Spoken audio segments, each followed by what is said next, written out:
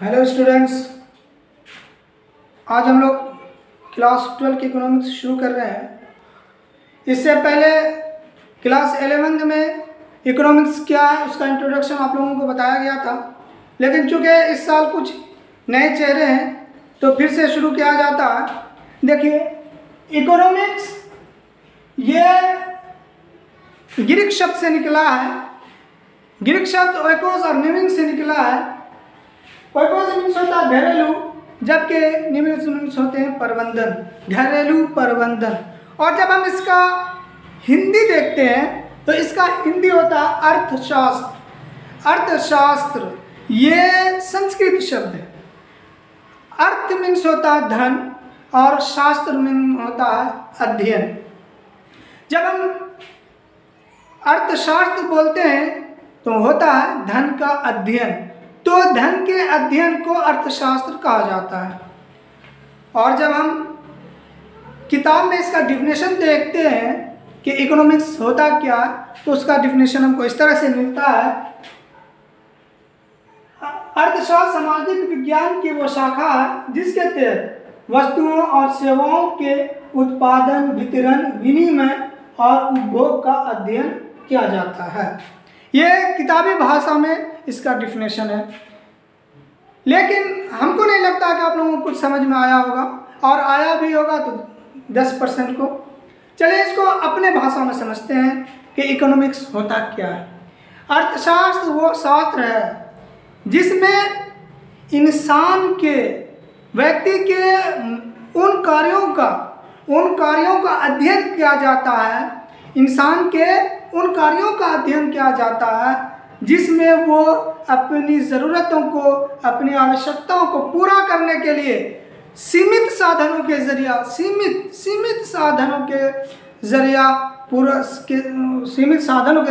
जरिया उत्पादन को प्राप्त करने की कोशिश करता रहता है। मतलब एक इंसान, वो उसके पास क्या होता है, साधन सीमित होता है, लेकिन उसी साधन में वो क्या करता है, अपने परिवार को चलाता है। इसी चलाने को क्या कहा जाता है, चलाने के अध्ययन को, किस तरह से वो चलाता, किस तरह उत्पादन करने की कोशिश करता है, फिर वो अपने घर का मैनेज करता, चलाता, इसी को क्या कहते हैं, इसी को इकोनॉमिक्स कहा जाता है। मिसाल के तौर पर, एग्जाम्पल के तौर पे, अगर 5,000 रुपया है, इसी 5,000 रुपया में एक व्यक्ति है जो कि खासकर महंगाई के दौर में अब पूरे महीना अपने घर को चलाता है, अपने परिवार को चलाता है। उसमें उसकी ज़रूरत भी होती है, ख्वाहिश भी होती है, बहुत सारी चीज़ खरीदने की ख्वाहिश होती है, लेकिन सबको दबाते हुए इस 5,000 में वो अब पूरे महीना अपने परिवार पे वो खर्च करता है, उसको चलाता है। तो किस तरह से वो खर्च करता है, इसी के अध्ययन को क्या बोलते हैं, इसी को इकोनॉमिक्स बोला जाता है। अब इकोनॉमिक्स को 2 भागों में बांटा गया है, एक व्यष्टि, दूसरा समष्टि। मतलब माइक्रो इकोनॉमिक्स और मैक्रो इकोनॉमिक्स। इसको रैगनर फ्रिश ने बांटा है। रैगनर फ्रिश जो कि एक अर्थशास्त्री, महान अर्थशास्त्री हैं, वो इसको 2 भागों में बांटे हैं। अब हम जानेंगे कि माइक्रो इकोनॉमिक्स क्या होता है और मैक्रो इकोनॉमिक्स क्या होता है। इससे पहले कि माइक्रो इकोनॉमिक्स और मैक्रो इकोनॉमिक्स का हम डिफिनेशन जाने, उससे पहले हम जानते हैं कि ये आया कहाँ से। माइक्रो इकोनॉमिक्स ये भी ग्रीक शब्द से निकला है। असल में माइक्रो इकोनॉमिक्स जो है ये माइक्रोज इकोनॉमिक्स था, माइक्रोज शब्द से निकला है, जबकि मैक्रो जो है ये मैक्रोज से निकला है। ये मैक्रोज शब्द से निकला है, जिसके माने छोटा के होते हैं, छोटा। और ये मैक्रोज से निकला है, जिसके माने विशाल और बड़ा के होता है। तो माइक्रो इकोनॉमिक क्या है, किसी छोटे से फर्म या परिवार के छोटे स्तर पर इकोनॉमी का अध्ययन करना। मतलब किसी परिवार या किसी कंपनी या किसी एक कंपनी या किसी परिवार, किसी एक फर्म छोटे पैमाने पर, छोटे स्तर पर अगर उस कंपनी का इकोनॉमी का, उसकी इकोनॉमिकल कंडीशन का अध्ययन होता है तो उसको क्या बोलते हैं? उसको माइक्रो इकोनॉमिक्स बोलते हैं।